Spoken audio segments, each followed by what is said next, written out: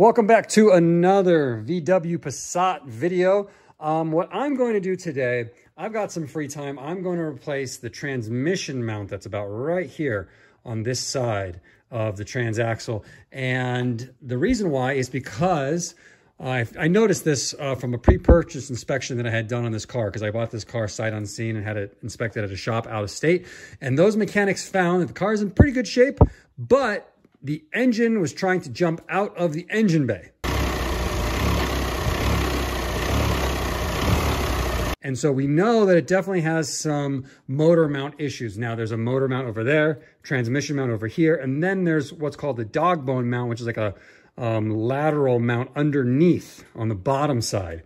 And that's got multiple bushings.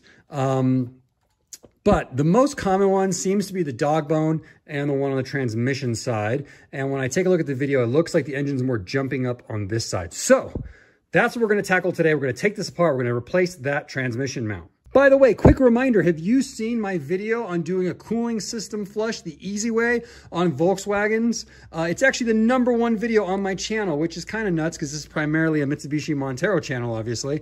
But if you haven't and you have a Volkswagen, check it out. It shows you how to do a coolant system flush the easy way. No opening radiator hose connections or petcocks on the radiator. You just disconnect some hoses up here. Super simple. I'll link it in the description. Gonna take the battery out, starting with the negative battery cable, just a 10mm nut that needs to be loosened up so we can take off the negative, and then same thing on the positive. And I've got this little protective cover that I can take off the battery.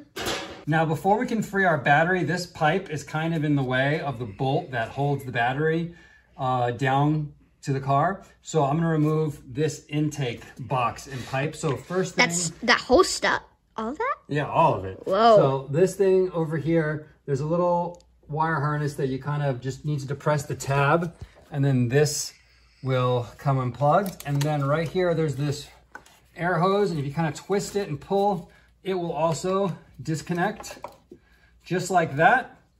Then what we're gonna do, we've got a wire, like a clamp, metal clamp right here that we're gonna squeeze to release the tension on. And then we're just gonna slide it backwards like that. I'm gonna take all these T25 now, bolts out of the air filter box. Now, they are captured, so they'll just come up and then they'll hang out in the up position like this. They won't come out all the way. Okay, there are 1, 2, 3, 4, 5, 6, 7, 8. And then the top of the— will come off. And then the top of the air box will come off. I said it for you, Dad. You don't need to repeat it. I know, baby. Okay. And it's off. Then we can separate it from the hose, whose clamp— and it's off. We already removed. With the top of the airbox out, we can get to that 13mm bolt to remove that, and that will allow that clamp to come back and the battery to come out. So on this air filter box, we've got a 5mm hex key bolt right there to remove. So now we just got to take the cover off of this. It just pops right off. Okay, I got to take the back of this inlet box out. It just pulls away from it. Just be kind of careful since it can be kind of brittle. We just have to separate this hose back here. It just pushes on. So you just twist it and disconnect that hose.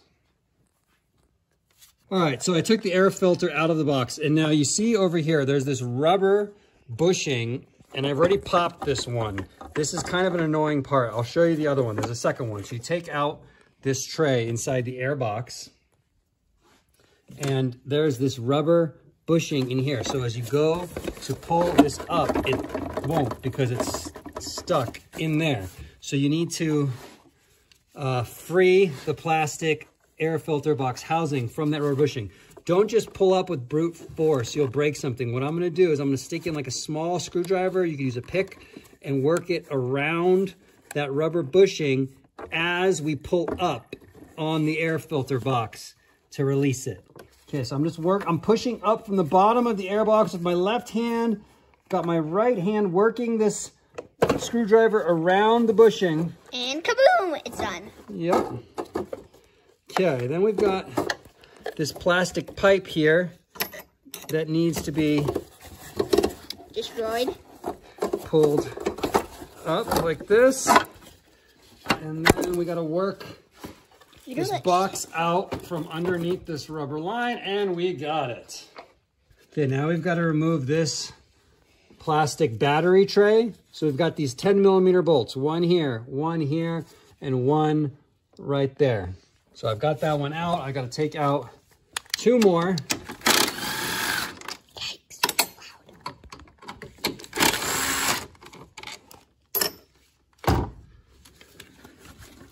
And then the plastic battery tray comes out. And as you can see, we can now look directly at our old motor mount right here. Transmission mount, I should say. Okay, now you've got to take off your factory splash shield, or in my case, the metal skid plate. This I have a separate video on. It's definitely an upgrade. Steel skid plate with, the best part, access doors for when you're doing an oil change or a DSG transmission fluid change. Those doors are super handy, but you got to take this off. So that's pretty simple. It'll be the same thing on the factory one. You'll have bolts at the rear. You'll have 3. It'll be 1, 2, and 3. And then around the outside edge, there'll be 4 Torx screws, T25s on each side. And then right here, underneath the bottom of the transmission, I'm going to put a floor jack under here. I'm not going to like jack it up crazy high, but I just want to take the weight onto it for when we remove the mount. So now we've got eyes on our transmission mount right here. Here's the inboard side, and the outboard side bolts are right here. There's 4 of them, but they're directly underneath these wire harnesses. So we need to figure out how to remove all of this plastic wire harness tray. How do we remove that to be able to access the 4 bolts right there? I can pry right here, my little screwdriver, and it kind of opens up this door. So let's see. It's a miniature fairy door. Okay, then we've got a tab holding that down. Let's see, if we take a pry tool, what happens if we pry that up? I'm just gonna break stuff. Let's assume you're not breaking the car. No, I don't think I'm That breaking little it. yellow piece just came off. Yeah. A piece of plastic came off. We can open up down here maybe. That'll, and another one maybe right here. Yep. That will allow us to pull that. That's just the battery cable. Move that backwards a little bit and give us some room. Okay. So I've been tugging on this thing, this plastic tray. I actually just put my pry tool under here and I popped it up. And so it just kind of released. It's still massively in the way, but the point is I have enough flexibility where I can move it this way to get to these 2 bolts. I can move it this way to get to that bolt. I can move it even more that way to get to that inboard bolt. So we have access to all of the bolts on the motor mount. So I just need to, again, make sure that the transmission is supported from directly below this. And then we can take out these 4 bolts on this side and the 3 bolts on this side. So now we're getting to the brass tacks of the job. We just got to remove these 7 bolts. The 4 on the outboard side are 16mm, and the 3 on the inboard side are 18mm. I'm just kind of loosening those up, and we'll zip them out. And again, make sure you got that transmission supported. Okay.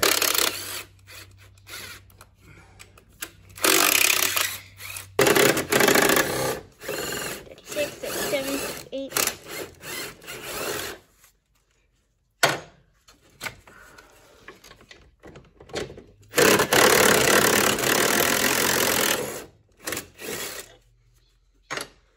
so those 4 bolts are out. Okay, so there's the last bolt. So let's take this thing out, fish it out of here. Oh, let's see. You know what? The rubber is ripped. Yeah, it's a little messed up, but I was expecting this to be way worse.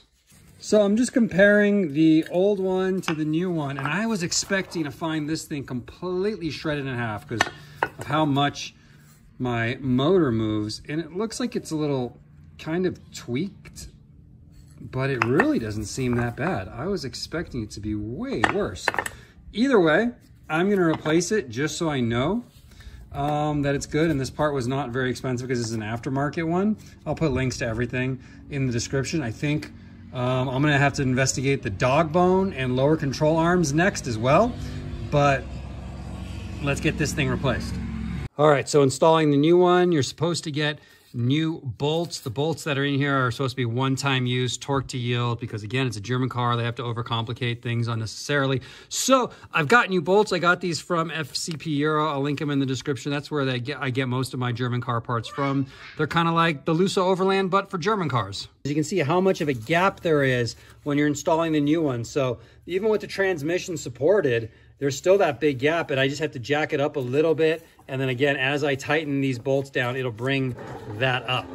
One interesting thing is that the new bolts that I got, the smaller ones, the 4 of them, they were only partially threaded, whereas the original ones were fully threaded, but I don't see how that could possibly make a difference. So I think we're gonna be ready to rock and roll here. Okay, the German fun continues. We're gonna torque these 3 ones to 60 Newton meters, these 4 to 40 Newton meters, and then, because that's not enough, we're going to then turn them an extra 90 degrees. All right, one last step. I got these bolts hit with some torque stripes, so I'll be able to see if I'm ever in the unfortunate position of being back in here one day to see if they've loosened up, since this is obviously a high vibration area. And that's it for this repair. Just got to button everything else up, reverse as when we took it apart, and then this will be done.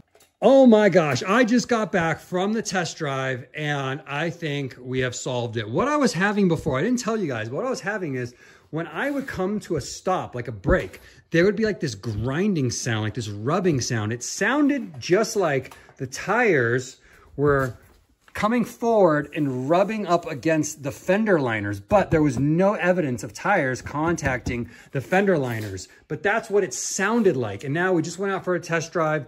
The car brakes more consistently and that sound is completely gone. So basically what was happening is something was shifting in here when I was braking coming to a stop. So that's gone, but still, I'm gonna get this thing up in the air next week and we are going to replace the dog bone mount. This is what it looks like. And then where one end of this dog bone mount mounts, you've got these 2 of these mounts. I'm only going to probably replace this is the lower one because it's easier to get to and easier of a job to do. And then what I'm going to do while I replace this is insert this polyurethane insert that goes in there by PowerFlex. And that's going to tighten up the handling of the car. This TDI, let's just say it's had some mods. Potholes is what it's commonly referred to. I'll just leave it at that. So it's got more power, more torque. And so that polyurethane insert in that lower bushing, I think, will help out the handling as well. So that's it for this one, guys. Thanks so much for watching.